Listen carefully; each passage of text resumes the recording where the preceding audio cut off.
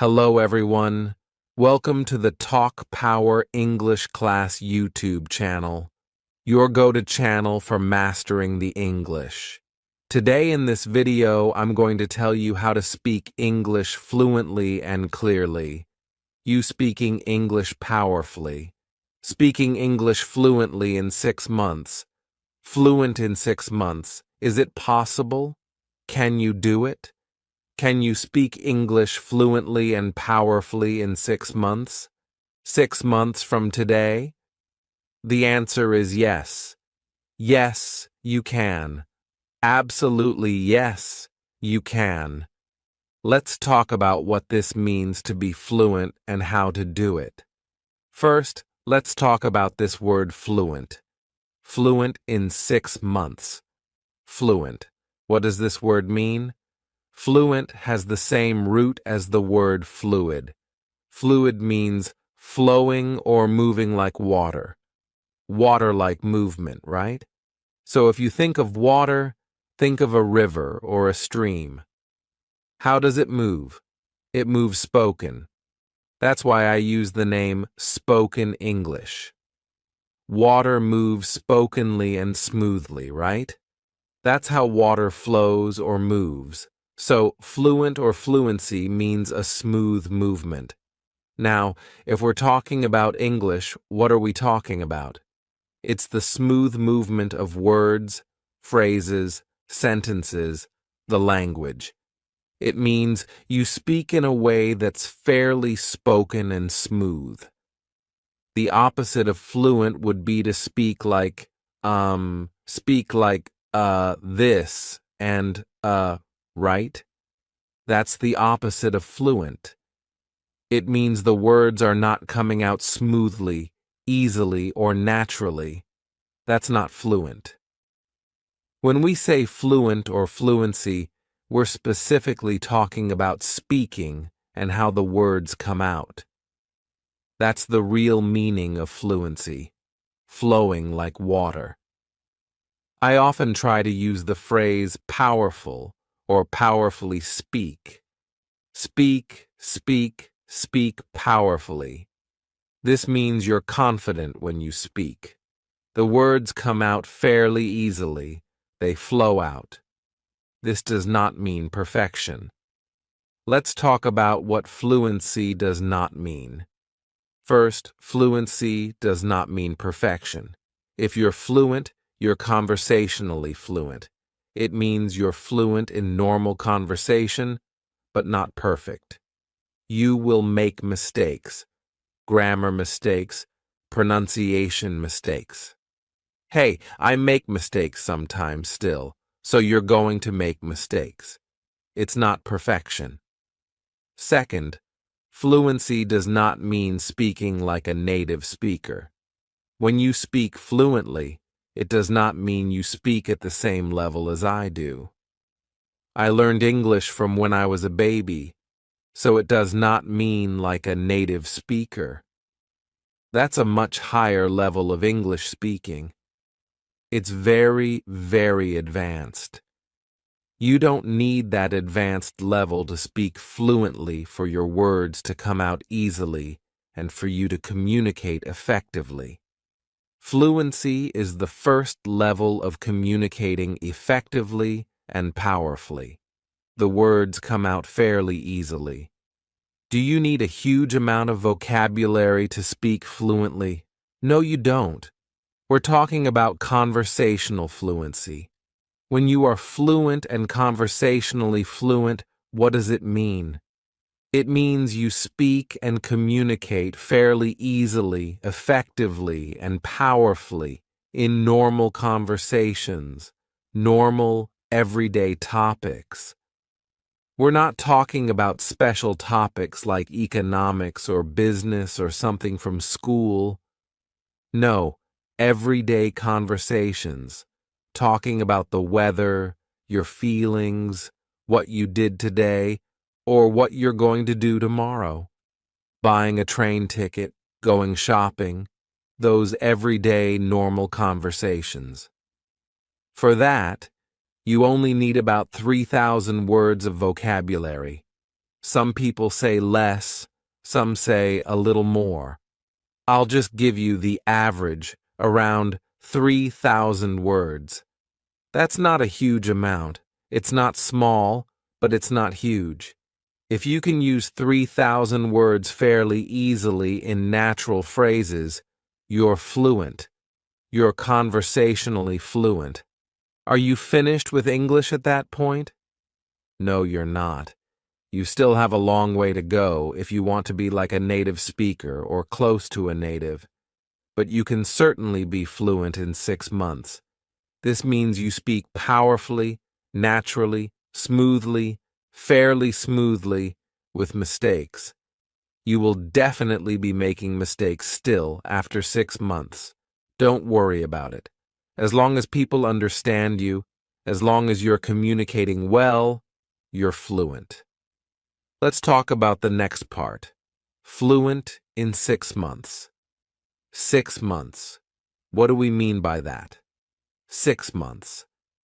Well, honestly, talking about months is not the best way to talk about time for your goal of speaking English in 6 months. Imagine we have 2 students. One only listens to English 1 hour per week, and the other listens to English 10 hours per day. After 6 months, there's going to be a huge difference between these two. If someone only does 1 hour per week, they will not be fluent in 6 months. It's not enough time. We should talk about hours rather than days, weeks, months, or years. It's the number of hours you spend learning English that's important. When talking about getting fluent in 6 months, there are 2 important things: quantity and quality. Quantity means the amount, especially the amount of hours. Quality means how you use those hours every day. How you learn is also very, very important. You could spend 5 hours a day learning English, but do it in a way that's not effective, low quality. So, you need both quantity and quality to achieve this goal. Let's first talk about the quantity. How many hours do you need to become conversationally fluent? It's different for every person. I can't give you an exact number, but I'll give you a general number. Let's say about 700 hours. About 700 hours of quality, effective English learning, study, practice, and training. For some people, it will be more, maybe 1,000, and for some, it might be less. We'll just say, as a general average, guess about 700 hours. Here's some good news. You already have some hours. You probably learned English in school for many years. That was low quality. A lot of those hours were not very good, but still, it's better than nothing. If you learned English for 5 years in school, you at least learned some vocabulary through memorization. Maybe you can't use it very effectively. Maybe your head is filled with grammar, and you're confused, not fluent yet. But it's still better than 0. So, you still have some hours already. That's good news. That will help you. It means you don't need quite 700 hours. Maybe you only need 500 to get fluency, which is great news for you. The other part is quality, the amount of hours you need in 6 months. The next part is quality. How you do it is very important. As I said, in school it's low quality. You might learn English in school for 1,000 hours, but the problem is you're memorizing lists of vocabulary that you quickly forget. You're memorizing long lists of grammar that you can't use when you speak. Too complicated, you forget. You're taking tests, you're stressed, you're bored. A lot of time in class, you're not really focused. You're kind of bored. When you're doing your homework, you're bored, half asleep. You might have 1,000 hours in school, but it does not equal 1,000 quality hours. Maybe it only equals about 100 hours because it's so low quality. You want to get the highest quality from every minute and every hour that you learn English. That is what the spoken English system does. What do I mean by quality? Number 1, power. It means it's a powerful way to learn. It means you are focused and concentrating every minute. So, if you're listening to English but you're kind of falling asleep, you're sitting at your desk, that's low quality. That's no good. You're wasting a lot of your time. Your brain needs to be awake.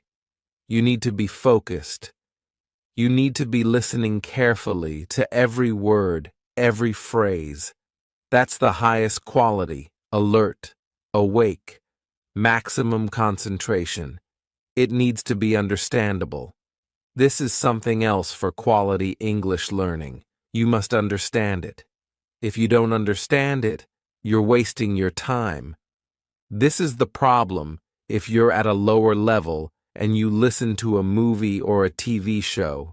You're wasting your time. It's too advanced. You can't understand anything, so most of your time is completely wasted. You're watching 2 hours or an hour of TV, but really, you're getting almost no quality English learning. You must understand it. It can be a little difficult, but not too difficult. Very, very important. Understandable is super important. That's part of quality. Next, you need to have some emotion.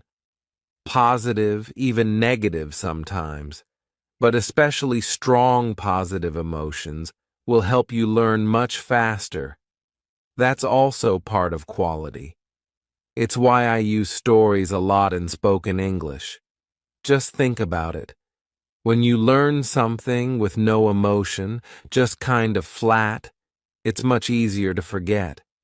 But if you learn something with excitement, energy, passion, or sometimes even fear or humor, you are more likely to remember it and to remember it for a long time. So it needs to be emotional and energetic. Emotion and energy go together. A low energy, low quality way to study English is to sit at your desk listening or just reading a textbook. It's low energy. Your mind starts to go to sleep. You're wasting a lot of your time. But if you're up, if you're moving, if your heart's beating, you've got energy going through your body. You're feeling good. You're smiling. You're awake. Your brain wakes up. Everything is much more effective. Everything you do, you will remember better, and you will learn faster. This is so important. You need the highest quality time to achieve this goal. I'll give you a quick example of this. Let's say you're trying to learn the verb to cuddle. That's a nice little word, to cuddle. The low quality way, the school way, the normal way to learn to cuddle would be to look in the dictionary for the verb to cuddle and write down the meaning, and then to memorize it. To cuddle, to cuddle, to cuddle is repeated a lot, right? It's boring, so it's probably going to be low energy. There's no emotion. You're just trying to memorize it. Then you probably have a list of a lot more words you're also trying to memorize. So when you get to the end of the list, you've forgotten the first one. You forgot cuddle, and then you have to go back and try it again, and again. It's boring. It's ineffective. You waste a lot of time. What does to cuddle mean, by the way? To cuddle means to be affectionate, like to hug and kind of rub with someone. It has a romantic idea, so it's not really sexual, but it can be. If you have a girlfriend or boyfriend, they like to cuddle, right? They're always touching and hugging and rubbing against each other. But you can also do it with children. Children like to cuddle. So if you have a child, you can cuddle and hug them, and it feels so good. Or even with a dog, a puppy, right? A puppy you can play around with, you hug him and maybe kiss. Not like super romantic kissing, but kiss him on the head. Again, it's more of this action of rubbing and holding and hugging to cuddle. You've got the one way, the old way to learn it. You just try to memorize it, to hug affectionately. Now imagine a way of learning this word. Imagine that a super sexy hot guy or girl, whichever you prefer, comes up to you and you think, "Ah, this person is so amazing, so attractive, I love them so much, I want them." And they come up to you and they say, "Let's cuddle, let's cuddle." Oh, and then they hug you and you start rubbing against each other and holding each other. And they're whispering the word in your ear. "Oh, it feels so good to cuddle with you. Oh, I love cuddling with you." Now, how are you going to feel? Your heart's going to be beating boom, boom, super powerful emotion. There's also physical feelings happening at the same time. Which one is more memorable? Are you going to remember studying it from the dictionary definition, trying to memorize it the old way, the normal school way, or are you going to remember this super emotional experience of this hot guy or girl cuddling with you and saying the word in your ear? Obviously, the experience about cuddling with the guy or the girl will be much more memorable. I guarantee you will never forget that word again. This will become one of your favorite words. You'll learn it instantly, and you'll never forget it. That's an example, an extreme example, of the highest quality of learning in this case, vocabulary. It's got the maximum amount of emotion. Of course, normally, day to day, it's hard to achieve that super high level of emotion. I wish we could. It's hard to, but still, we can get much more emotion if we learn vocabulary and phrases, and even grammar using stories, using physical movement. All the things we do in spoken English are designed to bring the emotion higher, bring the energy higher, so that you remember everything much faster and longer. That's how we get faster, more powerful results, because the quality is so much higher with spoken English. Let's talk about another example. I want you to train like a champion. Imagine that English, instead of being like a subject you study in school, imagine it's more like a sport. It's an activity that you're training for, like you would for a sport, to be a champion. You're going to be a champion English speaker. You are a champion English speaker. How would you train like a champion? I do jiu-jitsu, Brazilian jiu-jitsu. It's my hobby. So let's imagine two jiu-jitsu fighters, two jiu-jitsu students. One is just a normal person like me, like most people who learn jiu-jitsu, and the other one is Andre Galvao, who is a world champion. Let's look at the difference in quality, how they train, and quantity. How do they train jiu-jitsu and how do they get results? What are the results? How are they different? What's different about a champion and a normal person? Because again, I want you to be a champion in English, not just a normal school learner. A normal person for jiu-jitsu usually goes to class 2 or 3 times per week. 2 or 3 times a week is the kind of normal, average jiu-jitsu learner. That's what I do. Most of the people I know train 2 to 3 times per week. What does Andre Galvao, the world champion, do? He trains twice per day, maybe more. 2 times per day, that's 14 times per week instead of 2 or 3. So his quantity, his amount, is much, much higher. But guess what? it's also much more quality. The other thing, when a normal person learns a new technique in jiu-jitsu, they practice that technique maybe 10 times, maybe 20 times. I'd say at the most probably 50 times. How many times does Andre Galvao practice a new technique that he's working on? 1,000 times or more. He practices each new technique 1,000 times or more. The amount of repetition that a champion gets in their practice, in their training, is much, much higher. Again, so much higher quantity repetitions. It's the amount of time, the number of hours per day, and also the amount of repetition that they get is so much higher for a champion. And then the quality. What about the quality? The amount of focus. For a normal jiu-jitsu learner, they think of it as kind of a hobby. That's how I think of jiu-jitsu. It's a hobby. So I go, and I try to pay attention. I'm focused. Of course, I'm awake when I'm there. I'm enjoying myself. But Andre Galvao or another champion is much, much higher than that. They are totally focused, super high energy.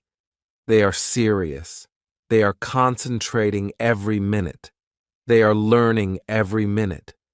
Their training, the intensity, the emotion is super high. They're also consistent. Normal people who are learning something like jiu-jitsu or any sport as a hobby, some days you feel good and you try really hard, and some days maybe you're a little tired, a little lazy, you don't try your best. It's kind of up and down. Day to day, it's different.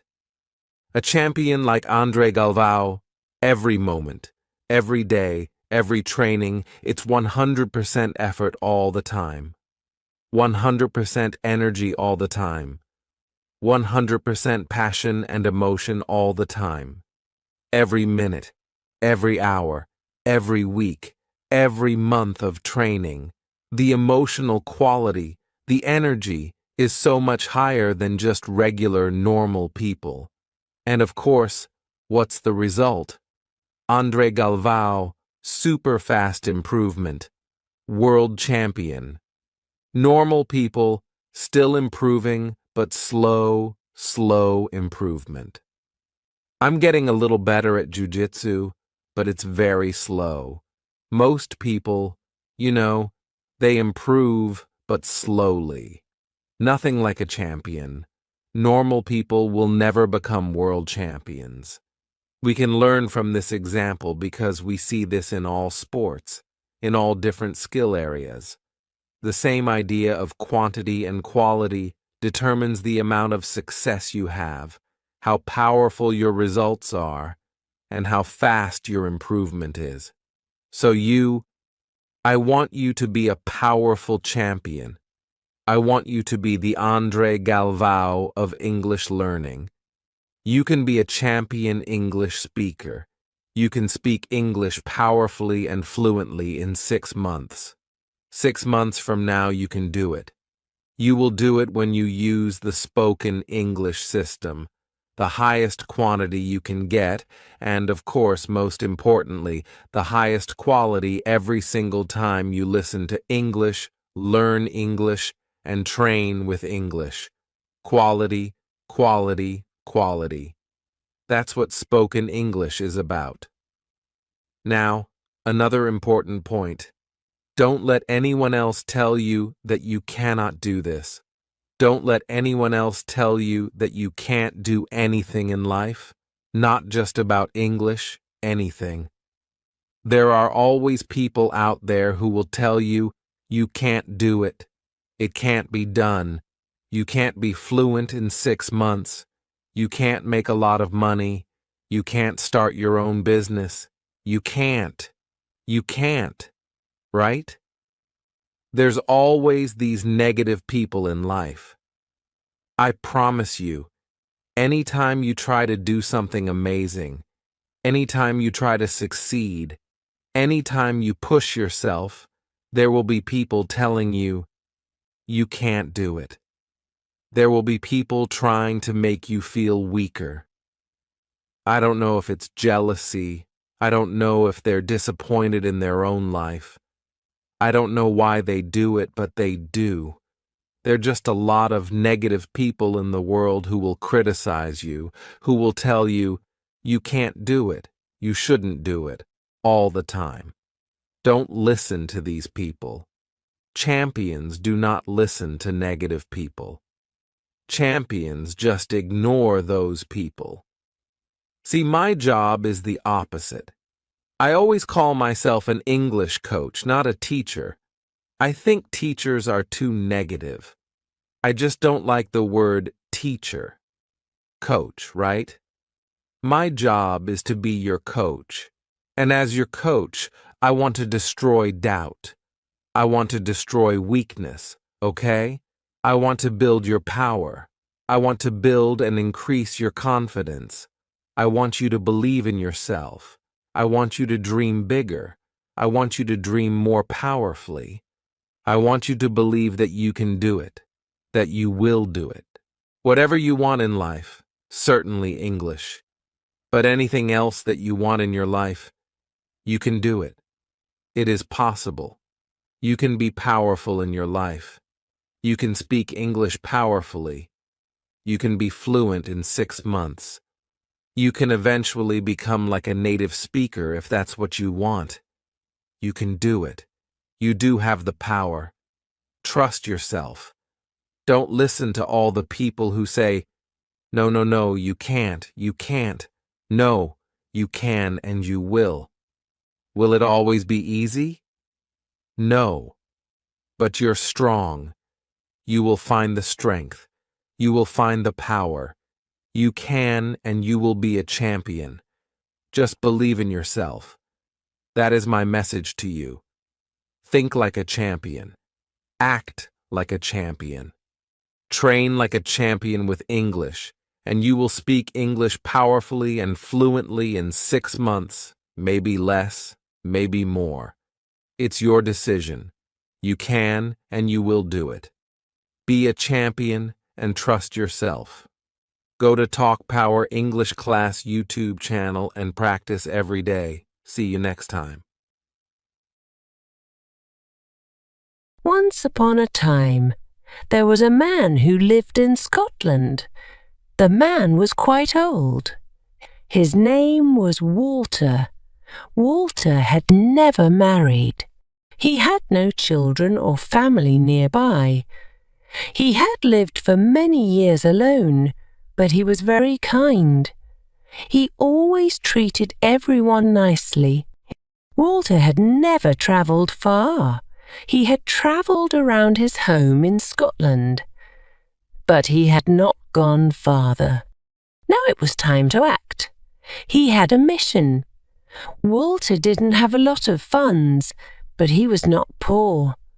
He had saved some money in his younger years. He planned to use that money for his mission. He must go to 3 separate places. He needed money for food, hotels, and travel. He had a mission, and he must complete it. First, Walter travelled to Edinburgh.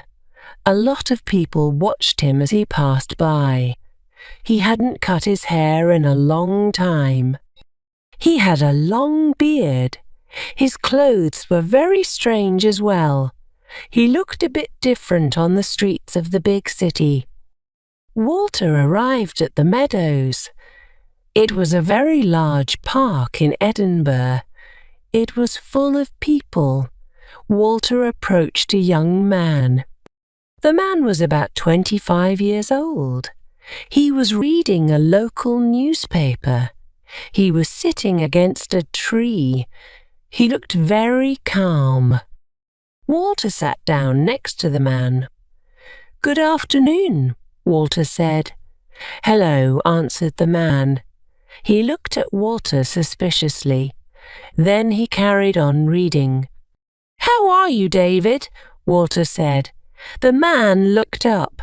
He was very surprised. How did this strange person know his name? He looked at the old man carefully. "Did you say David?" he asked. "Yes, I did. How do you know my name?" "I can't tell you that." David stopped reading the newspaper. He looked at Walter, this time even more carefully. He looked at the long beard. He tried to imagine him with no beard. Nothing. He had no idea who the old man was.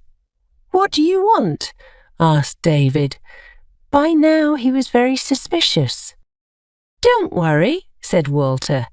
"I haven't come to harm you. I'm here to tell you about something."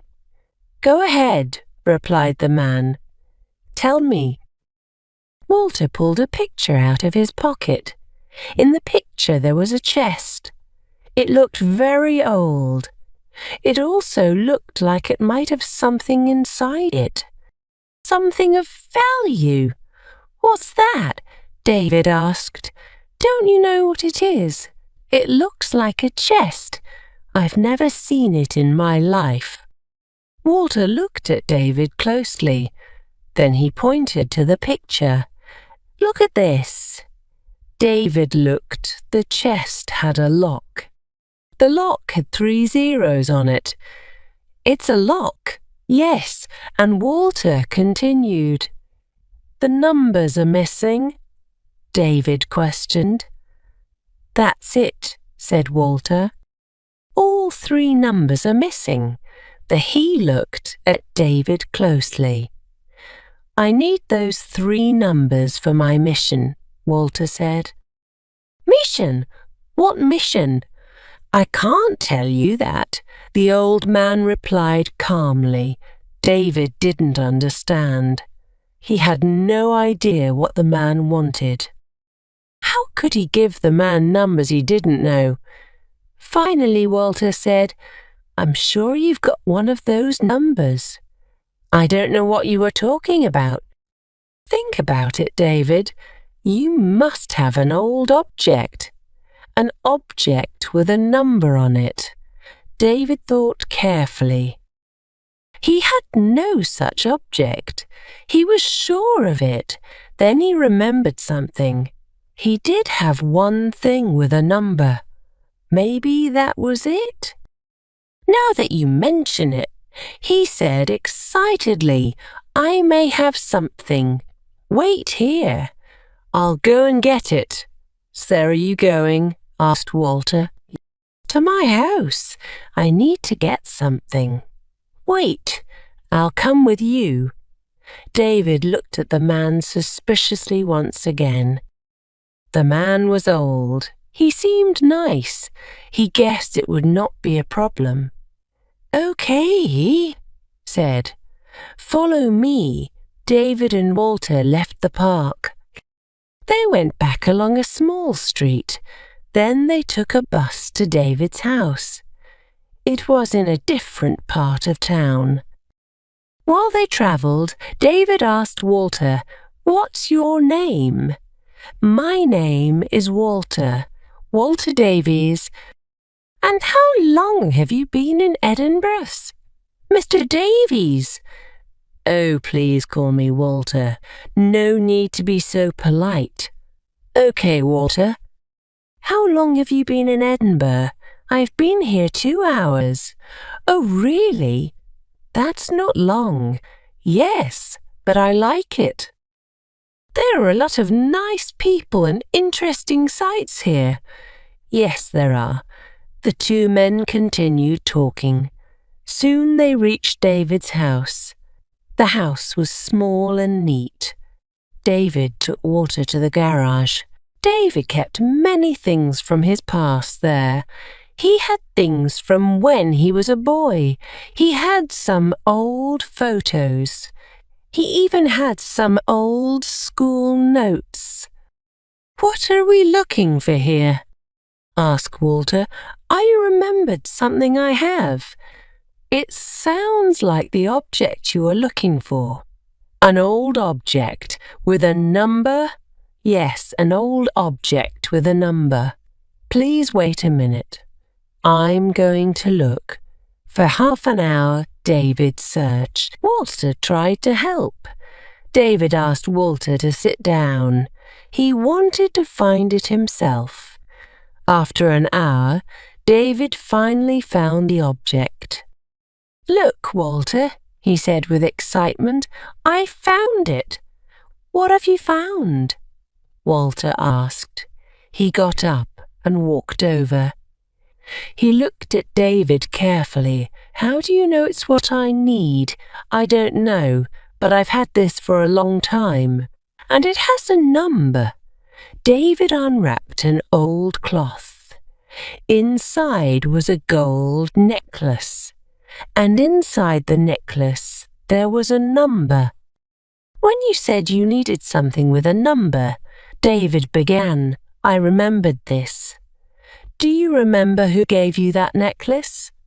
asked Walter. "I'm not sure. I've had it since I was a baby." Walter smiled. He opened the garage door. "Where are you going?" David asked. "I'm finished here," replied Walter. "Remember that number?" and read this. He handed David a letter. Then he walked away. "Wait, come back. Don't you want the necklace?" called David. But Walter was gone. He disappeared through the doorway. Walter returned to central Edinburgh. He caught the train to the airport. His next stop was Northern Ireland. A few hours later, Walter arrived safely in Northern Ireland. The city of Belfast was full of people. There were many exciting things to do and see, but Walter had a mission. He knew just where to go. Walter called a taxi. He told the driver a local address. They agreed on a rate. It was in a faraway part of Belfast. After some time, he arrived at a large house. The house looked very expensive. The owner took good care of it. It was probably owned by someone rich. It had a very large garden. There were several dogs running around in it. The house even had a tennis court. Walter stood outside. He simply looked at the house for a while. Then he rang the doorbell. He rang again and waited for someone to answer. "Hello?" he called. Nobody came. No one seemed to be home. The old man looked around. He decided to wait. Walter pulled out the photo of the chest. He looked at it closely and smiled. He put the photo back inside his jacket. He waited some more. Walter heard a car approaching. As expected, it was an expensive car. There was a woman inside it. She wore big sunglasses. She didn't see Walter. The woman pressed a button. The garage door opened. She slowly drove in. She still didn't see Walter. The woman reached for the button again. She was closing the garage door. Walter might miss her. "Excuse me, wait," called Walter. At last the woman saw Walter. She stopped immediately. The garage door remained open. "Yes, who are you?" she asked. "Can I talk to you for a moment, please?" asked Walter. The woman looked at him suspiciously. She walked out of the garage. A butler came up from the garden. He looked at the woman and said, "Miss Murray, shall I take care of your car?" "Yes, Brian. Thank you." "Miss Lucy Murray, am I correct?" asked Walter. "Yes, that's me." Lucy looked at Walter closely. "I've come to talk to you. It's important. If it's business, I can refer you to my office. No, it's not business, replied Walter. What could it be? Lucy asked. Walter only smiled. Well, whatever it is, come with me. Come into the house, please. Walter followed the woman inside. The house was very big. In fact, it was huge. It was also very beautiful. Is this all yours? Asked Walter. Yes, she answered. I'm a professional designer. At age 19, I started a company. She paused and looked around. What can I say? I've done very well. I can see that. Wow, must have done a lot of work. Yes, I've worked very hard. She started walking again. Come this way, please. Walter and Lucy went up some steps. They came to a large door. The door was wooden and very pretty. It was an old design. Is your house very old? Asked Walter. Lucy smiled. No, it's not, but it was built to an old design. I have very traditional tastes. Lucy opened the door. Walter looked around in surprise. It was a huge room. It was full of beautiful and expensive furniture. It was also very neat and clean. Brian the butler soon came in. He had brought afternoon tea. Sir, said Brian. Walter, please. Walter, would you like something to drink? Yes, a cup of tea. Thank you. Lucy took off her jacket. It was a very hot day. Brian spoke to Walter again. Let me take your jacket, sir. Walter took off his jacket. He handed it to the butler. Brian left the room and then quickly returned. He handed some hot tea to Walter. Then he left Lucy and Walter alone. Lucy and Walter sat down. They looked at each other. Welcome to my home, Walter. May I ask why you are here? Walter drank some tea. Then he set his cup on the table. I need to know a number, he said calmly. Like David, Lucy was surprised. A number? She asked. Yes, a number. A specific number, asked Lucy. Yes, it would be on an object you have. Please make an effort to remember it. Lucy thought for a while. She tried to understand what Walter meant. However, unlike David, she didn't remember anything. I don't know what you mean. Please, if you could explain. Walter looked around. The second number must be here somewhere, he thought. Of course, the photo. He must show her the photo. Can your butler bring my jacket, please? Asked Walter. Of course, replied Lucy. Brian left the room. Seconds later, he appeared with Walter's jacket. Walter reached into his jacket. It had many pockets. It was difficult to find the photo. It took time. Lucy was becoming impatient. At last he found it. Here it is. Walter laughed. I have it. We need the number for this. He put the picture of the chest on the table. Lucy took the picture in her hands. She looked at it carefully. Suddenly she remembered something. I don't know why, but I think I remember something, she said. Think, Lucy. Think, said Walter. Lucy stood up. Come with me, Walter, she said. I don't know who you are or what you want, but you've made me think of something. Walter smiled. He and Lucy left the house. They entered a small building next to it. The inside of the building was like a small private museum. There were many drawings, paintings and other things of value. Near a beautiful drawing, Lucy found a small box. She opened it. There was a necklace inside.